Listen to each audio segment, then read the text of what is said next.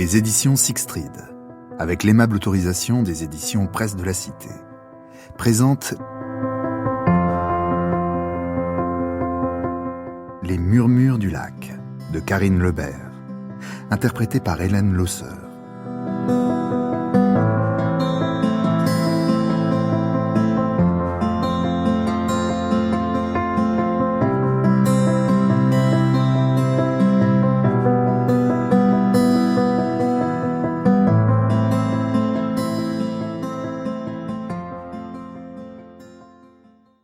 Prologue. Lac du Jaunet. L'hiver avait chassé les promeneurs des berges du lac. Il n'y avait personne sur les sentiers pédestres, aucun pêcheur occupé à enfreindre la réglementation en lançant son hameçon, encore moins d'amateurs de canoë, kayak ou pédalo. Les différents types d'hébergements, du camping à l'hôtel, étaient fermés. Et les activités dédiées aux enfants, comme la promenade à dos d'âne, ne reprendraient pas avant le printemps. Les abords de la vaste étendue d'eau étaient vides et désolés, à l'image de l'ensemble du département de la Vendée, qui somnolait pendant la morte saison, en attendant l'afflux touristique de l'été. Voilà sans doute pourquoi Lucille Launay, née Martineau, avait choisi ce jour de semaine, juste après le déjeuner, pour assouvir sa passion de la moto, sans craindre de déranger quiconque, à l'exception des oiseaux qui se mirent à fuir le bruit. Un tel moyen de locomotion n'était pas autorisé au sein de ce lieu préservé, mais la jeune femme pressentait qu'elle ne risquait pas d'être verbalisée. Le seul problème était le tapage causé par sa puissante Kawasaki, propre à donner l'alerte. Sinon, elle doutait de rencontrer quelqu'un bravant le froid et la grisaille en ce début d'après-midi de février. Lucille se trompait. Elle se croyait seule au lac de Jaunet, or elle avait été suivie et était pour l'heure épiée. Pendant qu'elle défiait le sort en accélérant sur le sol glissant, projetant de la boue aux alentours, son corps musclé protégé par une épaisse combinaison noire, une jeune femme l'observait, attentive à ne pas trahir sa présence. Comme Lucille, Isor était née sur cette terre vendéenne, à La Roche-sur-Yon, puisque leur mère avait dû quitter l'île Dieu plusieurs jours avant le terme pour accoucher en toute sécurité. Ne disait-on pas, à l'époque où les jumelles étaient petites, que Lucille ressemblait au littoral sud-ouest d'Yeu, avec son caractère emporté, son tempérament de feu, semblable aux falaises granitiques et abruptes de cette côte sauvage, alors que la nature docile d'Isor s'apparentait à la tranquillité des plages de sable fin du nord-est de l'île, protégée des fracas de l'océan? L'évocation du passé bouleversait toujours Isor, et comme à chaque fois qu'elle se comparait à sa sœur, un sentiment de frustration l'envahit.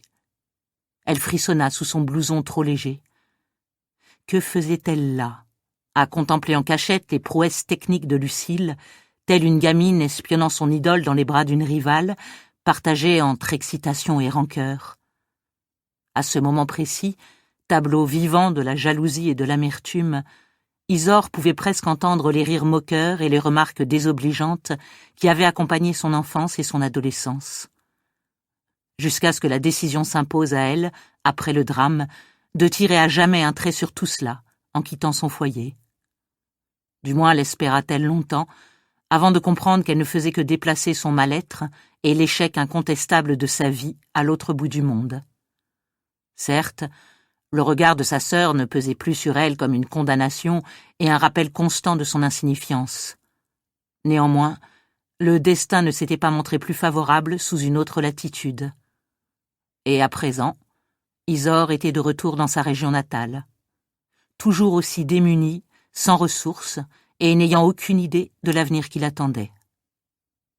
Lucille avait sans doute l'intention de faire le tour du lac à moto.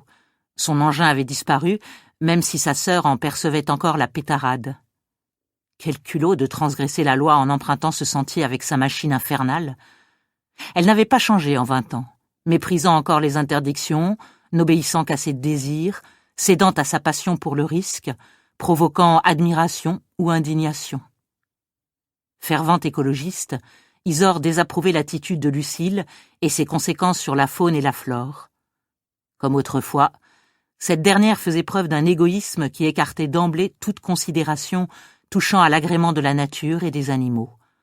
Son plaisir immédiat l'emportait sur tout le reste.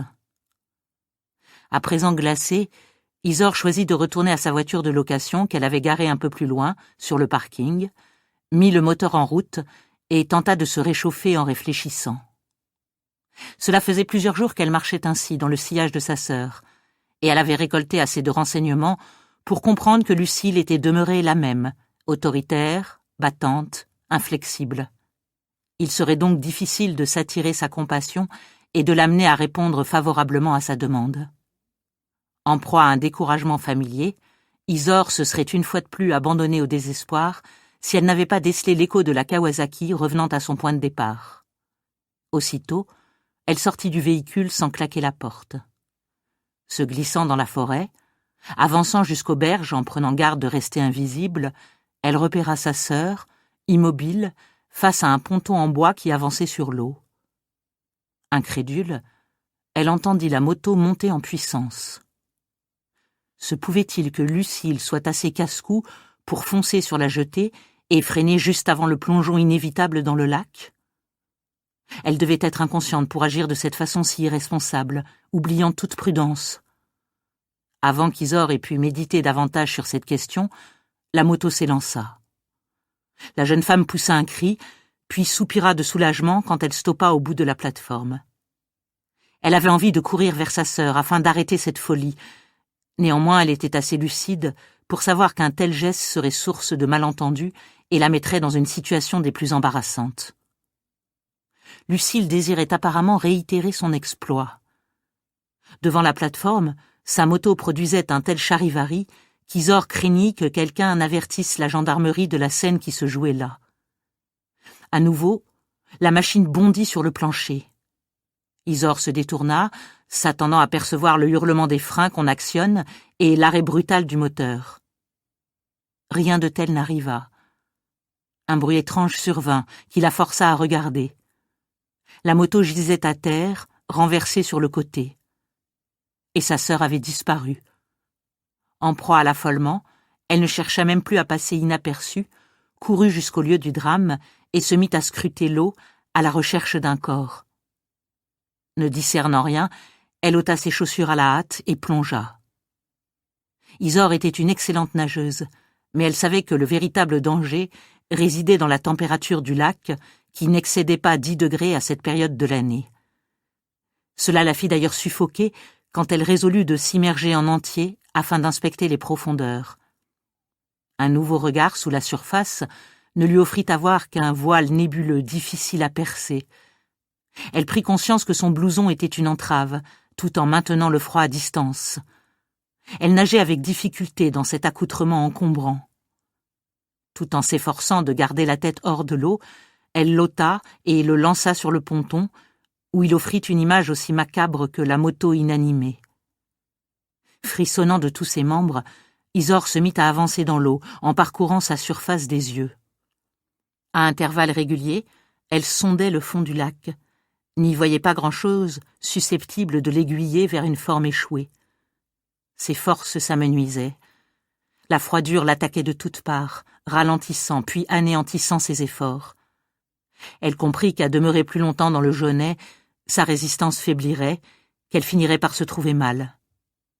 Personne ne pouvant l'assister, elle risquait fort de s'enfoncer au sein du lac, comme cela semblait avoir été le cas pour sa sœur, assurément entraînée par son casque et sa lourde combinaison de protection. Si elle ne regagnait pas vite la berge, elle risquait de périr noyée. Après un dernier regard vers le Jonais, pour être certaine de n'avoir pas laissé échapper un indice, elle se dirigea vers le ponton. Elle avait sauté sans réfléchir, et elle réalisait à présent qu'il lui serait impossible de se hisser à la piètre force de ses bras ankylosés sur les hauts pylônes dénués de la moindre prise. Il n'y avait pas non plus d'échelle pour l'aider. Dans ces conditions, la solution était d'avancer jusqu'à la rive, à une distance rendue problématique en raison de son épuisement. Son souffle se raréfiait, et une sarabande de points noirs dansait devant ses yeux. Il n'était plus question de songer à Lucille, mais de mobiliser ce qui lui restait de force pour survivre à cette épreuve dont, n'écoutant que son instinct, elle n'avait pas mesuré le danger.